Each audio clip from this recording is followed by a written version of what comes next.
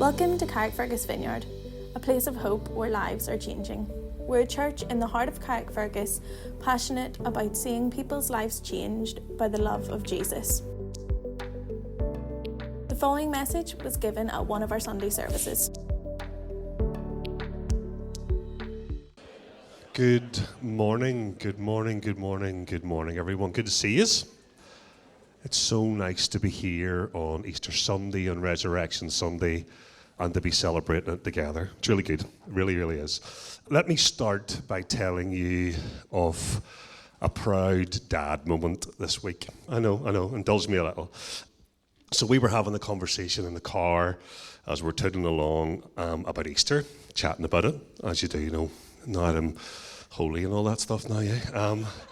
So, chatting about this in the car, and the question came up by my middle son, Ruben. So Ruben is 10, and he has lots of questions. He has lots of questions, like he should do. He's a 10-year-old, yeah. So this question comes up, and it's a really good question, actually. So, why is Good Friday called Good Friday when it was so awful for Jesus? Isn't it? It's a great question. But then, not only is Ruben the 10-year-old, I have Benjamin, my 8-year-old. He pipes up, confident as you like, and he said, I've written this down just to make sure I get it. He says, it's called good because Jesus went through all that awful stuff for us, because he wants to forgive us, and that's good news for us. And I'm like, get in, 8-year-old. From the mouth to babes, what a summary. You can stick all the theological terms you want on the end of that. You can stick atonement, expiation, propitiation, redemption, ransom, substitute, all that stuff on the end of it. But you know what? I think my 8-year-old is nailing it because I make him do my theology modules for college. That's why. No, it's maybe not. Great stuff. So now the death and the resurrection of Jesus are inextricably linked. We get that. And we had nearly 50 people on Good Friday in the venue, marking that, celebrating, is that the word? We marked it, quite solemnly. It was good. And we had communion together. Really simple service. And then we're here on Easter Sunday, on Resurrection Sunday. And I don't think it's unhelpful to glance back at Good Friday. I know that things have changed, but I don't think it's unhelpful to glance back because it was there that Jesus deals with all our stuff. And all the things that we do wrong, we say wrong, we think wrong, all the good things that we don't do. Sins of commission and sins of omission, if you want to call it that. That stuff's looked after there. And the root of the word is like an archer missing the mark. Maybe got a confession to make. I've started archery.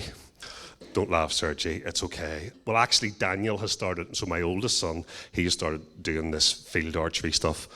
And I have to be with him, so I've kind of got roped into doing this archery stuff as well. So I've done 1 week of my 6-week beginner course. But the idea of this sin thing is that I'm not showing you my form because it's not that good. So when you shoot your arrow, if it misses, that's the idea of where sin comes from, for what you're aiming at. If you don't get it right, if you get it wrong, that's where that word sin comes from, which carries a lot of baggage for a lot of people. But Jesus has dealt with that Good Friday. The cross deals with their sin, but resurrection is something different. Resurrection overcomes with and deals with death. That's then, that's now, that's forever, and those two are inextricably linked. And I make no apologies of saying some good theology at the start of this. Easter Sunday is the culmination of all that we believe as Christians. Jesus' victory over sin and death through his death and resurrection for us. That's it. That's all of it. And as we're finishing this book of Mark, I think it's a good place to start. And even if it was dispensed initially by an 8-year-old, let me add a little bit of this good theology, a little bit of C.S. Lewis in his book, Mere Christianity, to help explain why it's helpful to have a good grounding, to have something solid to fall back on, to sort of sum up what we think. So the story goes like this in the book. An officer got up and said, I have no use for all that stuff. But mind you, I'm a religious man too. I know there's a God. I've felt him out alone in the desert at night. The tremendous mystery. And that's just why I don't believe all your neat little dogmas and formulas about him. anyone who's met the real thing, they all seem so petty and pedantic and unreal. Now, in a sense, I quite agree with the man. I think he had probably had a real experience of God in the desert. And when he turned from that experience to the Christian creeds, I think he was really turning from something real to something less real. In the same way, if a man has once looked at the Atlantic from the beach and then goes and looks at the map of the Atlantic, he will also be turning from something real to something less real. Turning from real waves to a bit of coloured paper. But here comes the point. The map is admittedly only coloured paper, but there are two things you have to remember about it. In the first place, it is based on what hundreds and thousands of people have found out by sailing the real Atlantic. In that way, it has behind it masses of experience just as real as the one you could have from the beach. Only while yours would be a single glimpse, the map fits all those different experiences together. And in the second place, if you want to go anywhere, the map is absolutely necessary. As long as you are content with walks on the beach, your own glimpses are far more fun than looking at a map. But the map is going to be more use than walks on the beach if you want to get to America. Which is an interesting thing from C.S. Lewis in his book of Mere Christianity. And as we celebrate Resurrection, Easter Sunday, today, with millions of Christians across the world who have experienced the life and the power of this resurrected Jesus, that's significant. It's not just my wee experience.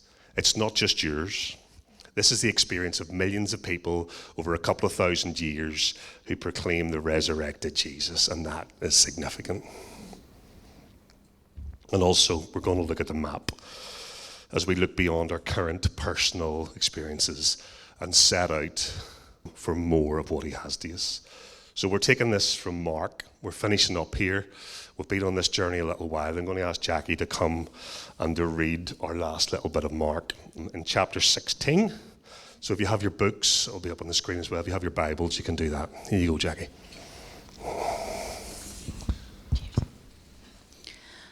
When the Sabbath was over, Mary Magdalene, Mary the mother of James, and Salome brought spices so they might go to anoint Jesus' body. Very early on the first day of the week, just after sunrise, they were on the way to the tomb, and they asked each other, "Who will roll the stone away from the entrance of the tomb?" But when they looked up, they saw that the stone, which was very large, had been rolled away. As they entered the tomb, they saw a young man dressed in a white robe sitting on the right side, and they were alarmed. "Don't be alarmed," he said. "You're looking for Jesus the Nazarene who's crucified. He is risen, he is not here. See the place where they laid him. But go, tell his disciples and Peter, he's going ahead of you into Galilee. There you will see him, just as he told you." Trembling and bewildered, the women went out and fled from the tomb. They said nothing to anyone because they were afraid. Thank you, Jackie. Yeah, I want to stop there.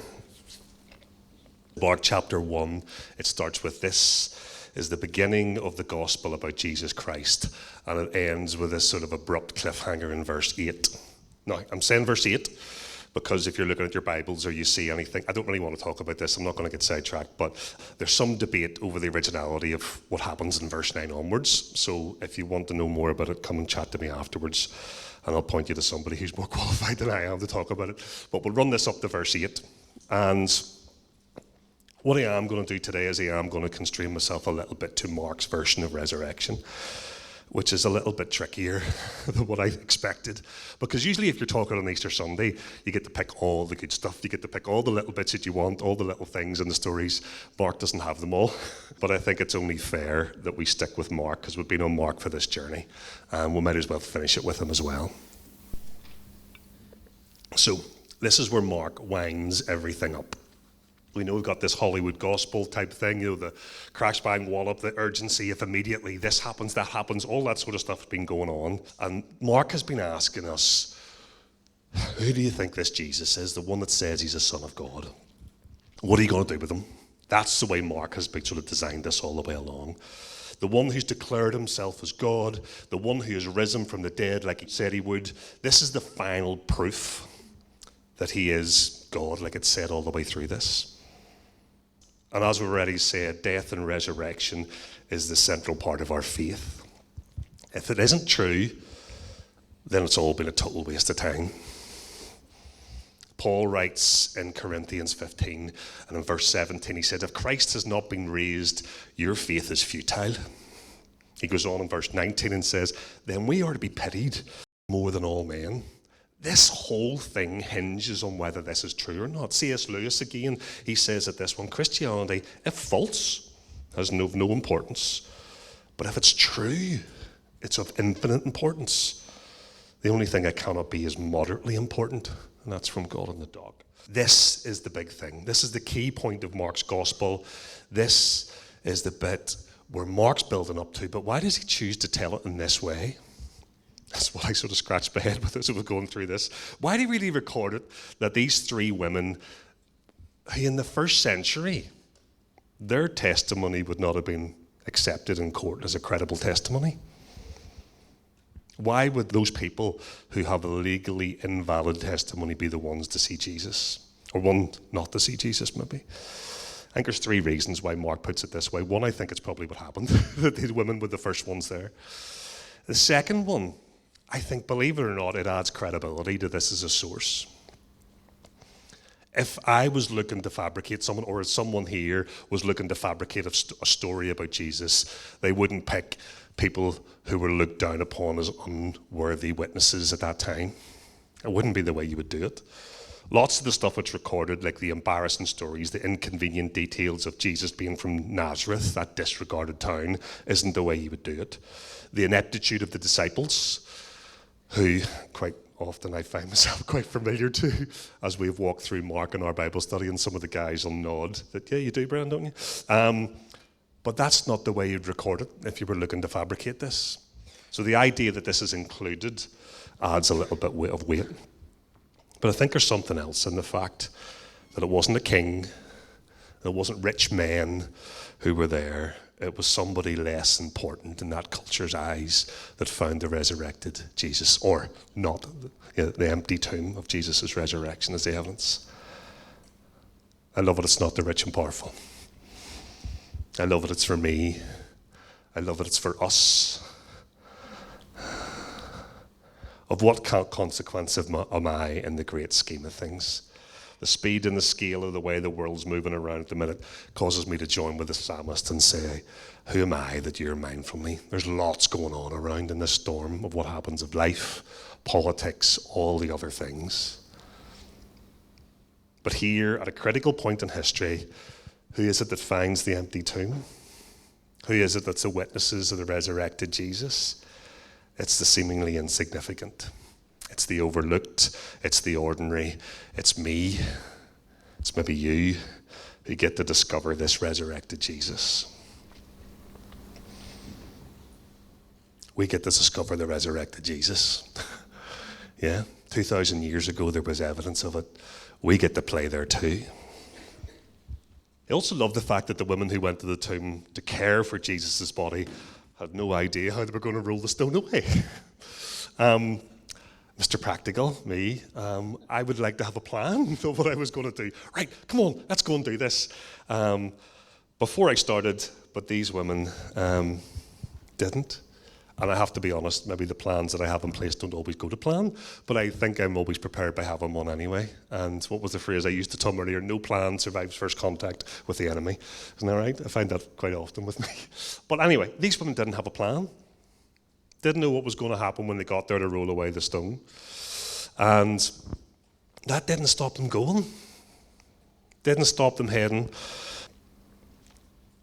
This massive stone, the huge obstacle they knew was in the way,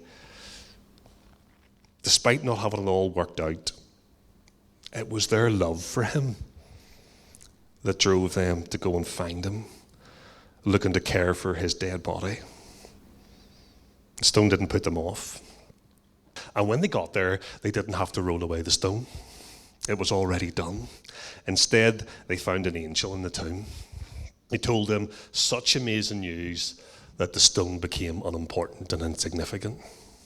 He has risen. He is not here. That changed things for them. They didn't need to roll away the stone to let Jesus out. That had already happened.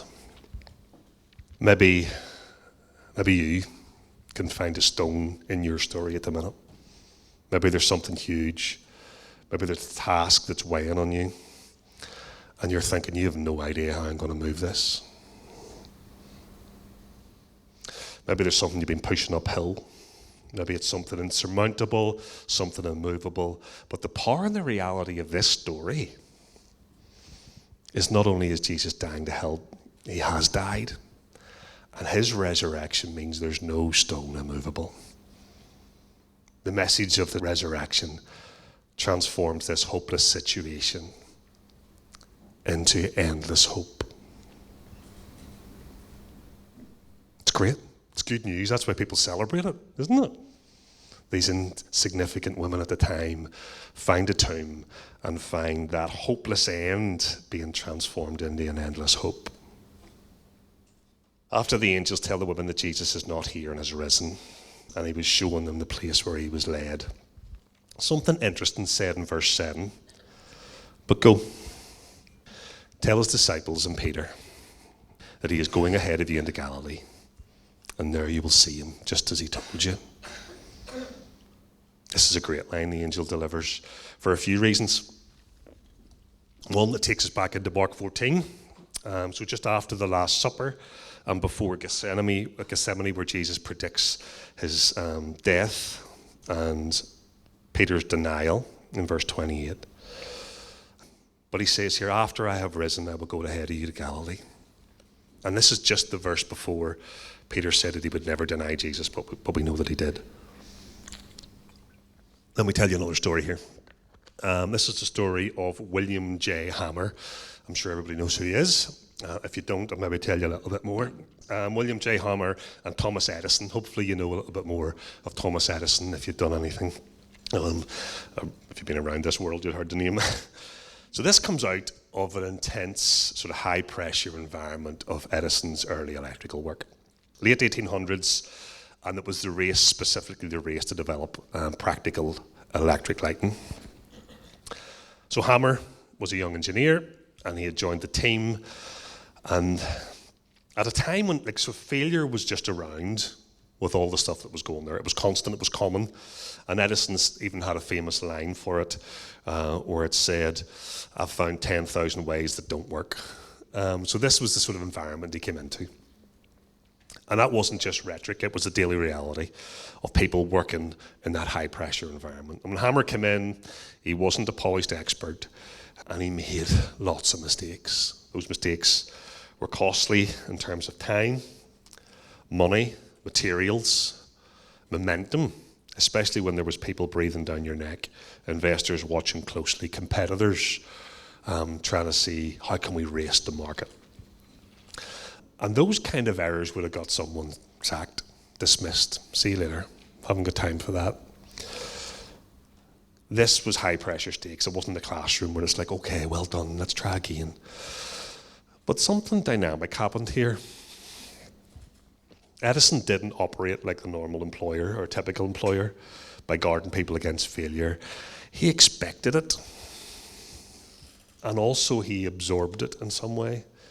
So instead of cutting Hammer loose when things went wrong, Edison kept him working, kept giving him responsibility, kept trusting him with meaningful tasks. That kind of response is easy to miss if you don't dig a little deeper and slow down. Edison wasn't just tolerating Hammer. He was effectively saying, your failure here doesn't disqualify you from continuing to be with me. Didn't rule him out. Over time, something shifted. Hammer was being trusted after messing up, but it didn't make him careless because he thought, oh, actually became deeply involved in the development and the testing of the lamps, and eventually became one of the key figures. And he was documented all the advances and evidence of Edison's work, and known for his own electric lighting's discoveries and preserving the history of Edison's work. So here's the arc of the story. It's not just an experienced engineer becomes a skilled engineer. That's just superficial reading.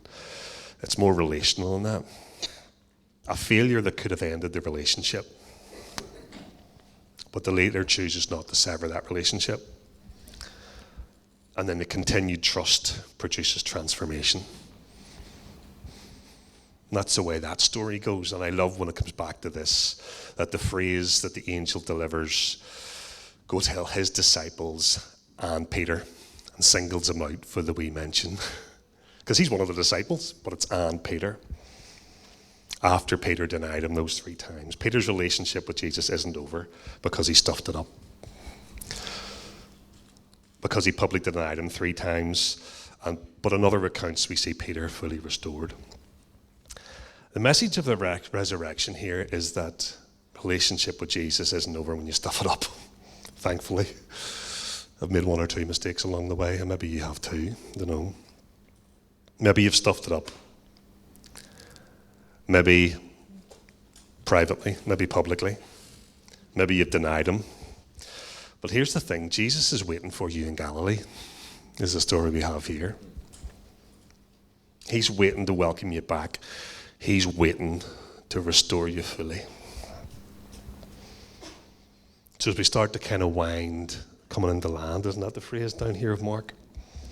As we finish Mark, I feel it maybe what seems to be an abrupt end in verse 8. It's quite fitting with the start of Mark.